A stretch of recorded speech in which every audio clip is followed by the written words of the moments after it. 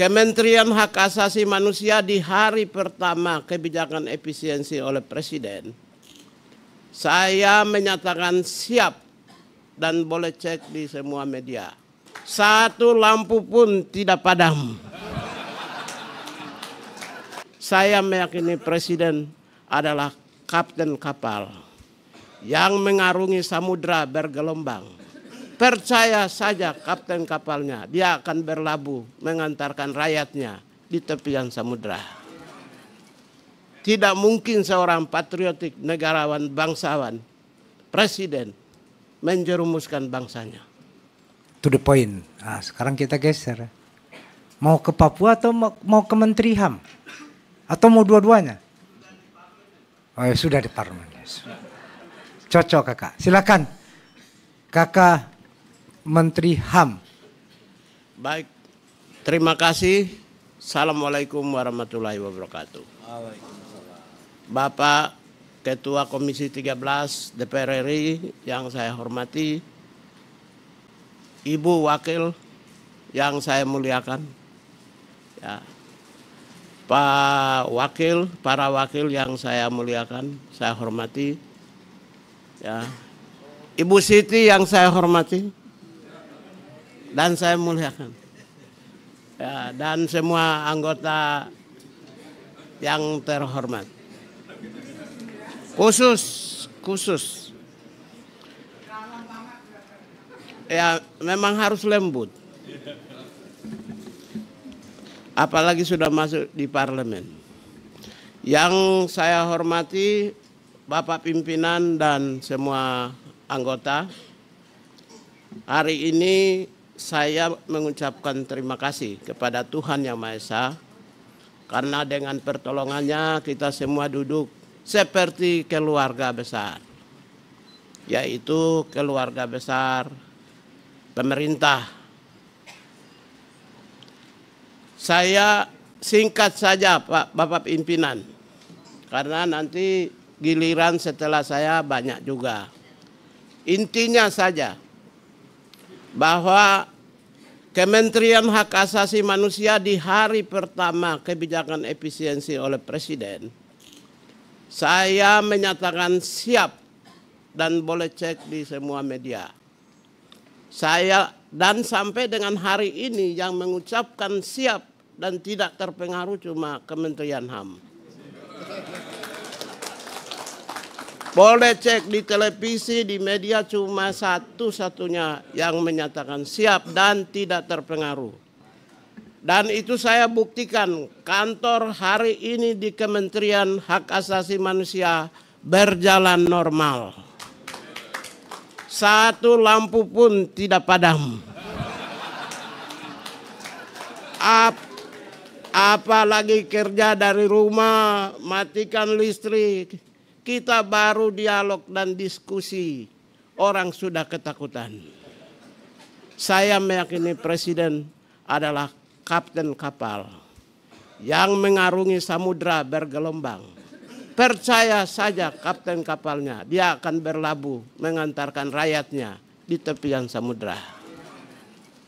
Tidak mungkin seorang patriotik, negarawan, bangsawan, presiden menjerumuskan bangsanya. Oleh karena itulah saya menyatakan siap dan tidak terpengaruh. Itu yang pertama. Yang kedua, Bapak pimpinan dan para anggota yang saya hormati, langsung saja bahwa anggaran yang kami susun dulu, yang sekarang muncul di 2025, ini adalah baseline anggaran berdasarkan Direktorat Jenderal Hak Asasi Manusia. Satu dirjen, satu orang.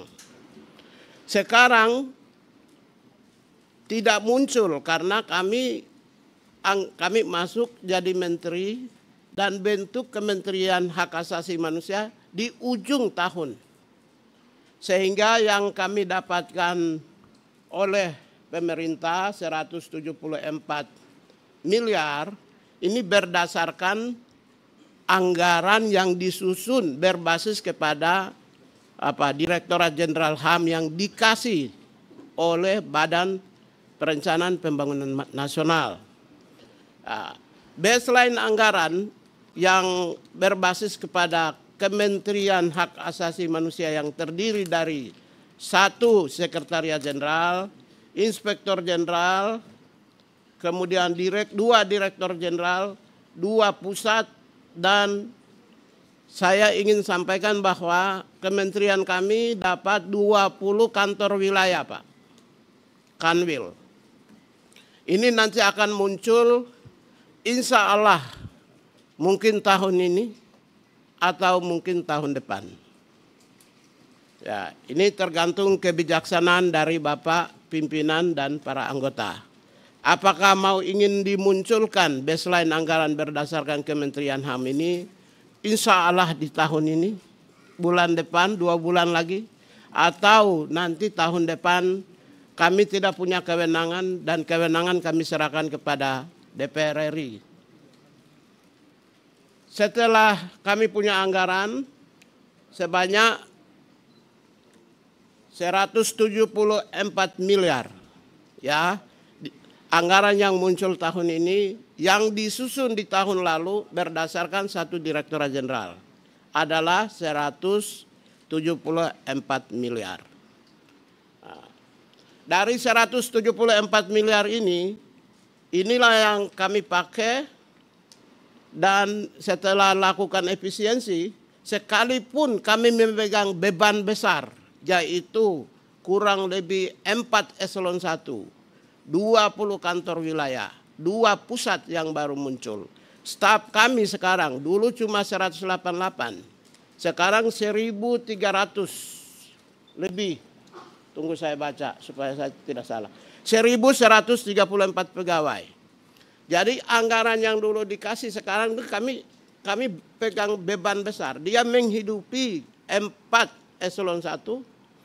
Ya, yang dulu hanya untuk kebutuhan 1 eselon 1, menghidupi juga 1.134 pegawai. Yang dulu anggaran yang disusun tahun lalu itu hanya untuk kepentingan 188 pegawai. Dan juga untuk kepentingan 20 kantor wilayah. Setelah efisiensi, Bapak pimpinan, Ibu Wakil, ya, Pak Ketua dan semua anggota yang saya hormati dan saya muliakan dan saya banggakan semuanya.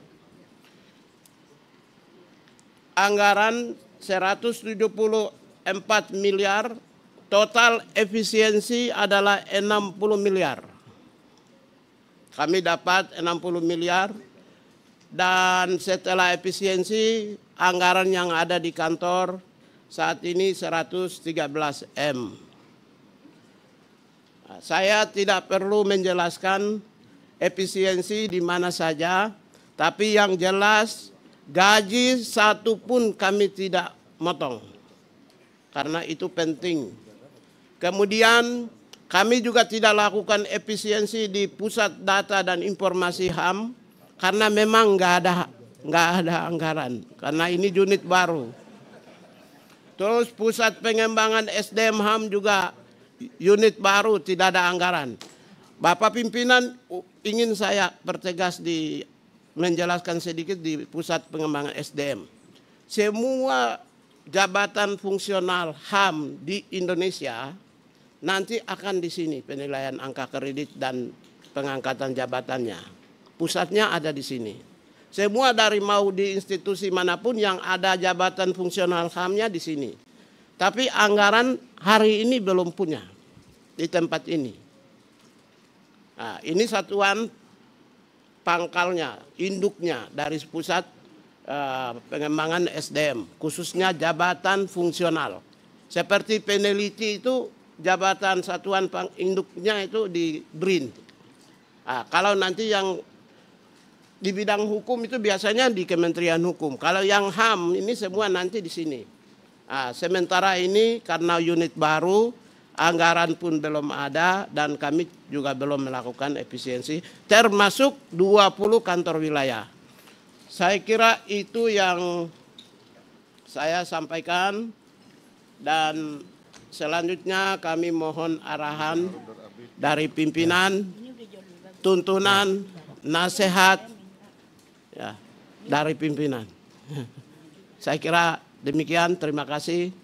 Mohon maaf, seringkali kami ini kalau bicara tidak terlalu formal. Lagi pula jarang saya baca teks, lebih baik langsung, sehingga mungkin pesannya bisa tersampai kepada pimpinan yang mulia tanpa mengurangi rasa penghormatan kami terhadap pimpinan dan parlemen. Terima kasih kakak.